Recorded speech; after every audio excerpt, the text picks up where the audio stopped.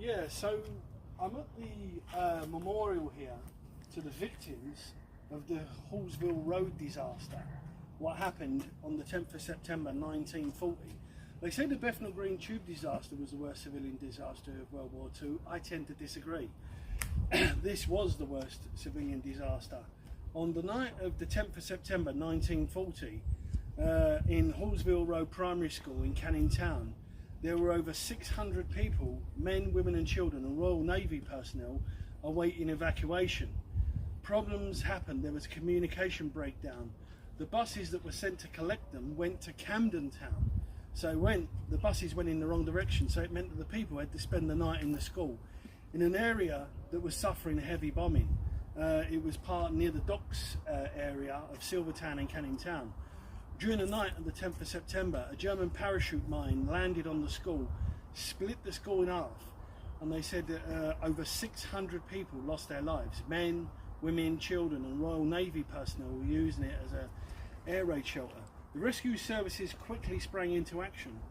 My grandmother had one of her relatives working there, and they said because they were bringing out so many bodies of women and children, he broke down, and I've heard that more than once. After a week, they just decided to no longer bother with the rescue operation and decided that was that. And then they tarmacked over the whole area and rebuilt the school in 1948 as the Hallsville Primary School. But they say today, even then, now at that school, there's sightings, there's you know, ghostly hauntings happening in the evening down there.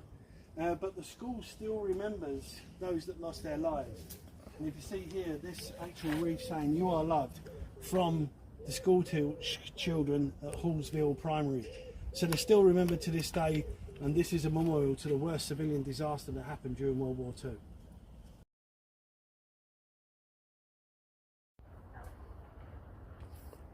Yeah, I'm at the grave here of Dr. Andrea Angel. He was the chief chemist, Brunnermund munitions factory in Silvertown. He went there as part of the war effort in 1915. He was reserved occupation, so they sent him to the munitions factory in Silvertown. It was opened in 1915. Prior to that, it was closed in 1912 as a caustic soda factory. But the War Office decided to put a munitions factory into a heavily built up area, Silvertown, which had a population then in the recurring areas of 250,000 people. Dr. Andrea Angel comes into his home. He's the hero of the Silvertown disaster that happened in 1917. On Friday the 19th of January 1917, he was working in his office when a woman came in and said that fire broke out at the milk pot part of the factory. He evacuated the area, telephoned the fire brigade, and then him and several other men started to tackle the fire on their own with fire extinguishers. The fire brigade turned up and told him to leave, and he refused. And at 6:52 in the evening, 50 tons of TNT went up. They said that anything within a 400-yard radius vanished. 900 homes vanished. 70,000 homes suffered bomb damage. 73 people died. Over 400 were injured. And when this explosion happened, it was so fierce it blew out the windows of the Savoy Hotel in London. The tremors were felt as far away as Norwich, and the fire was visible in Maidstone in Kent.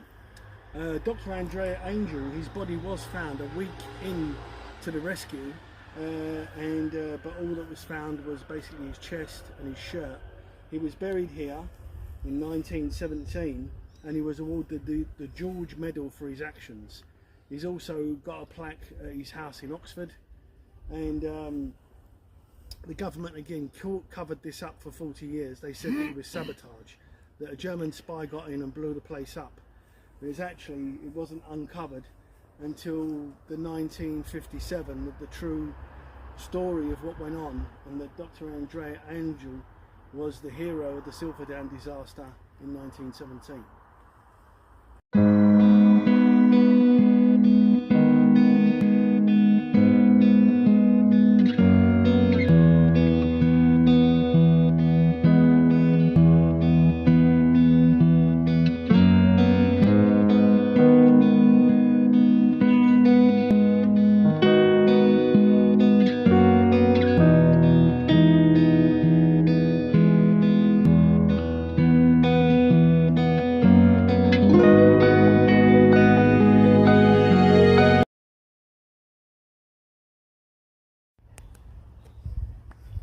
Yeah, so where I'm at now, this is the grave to 18 school children that died in the Upper North Street bombing on the 13th of June 1917.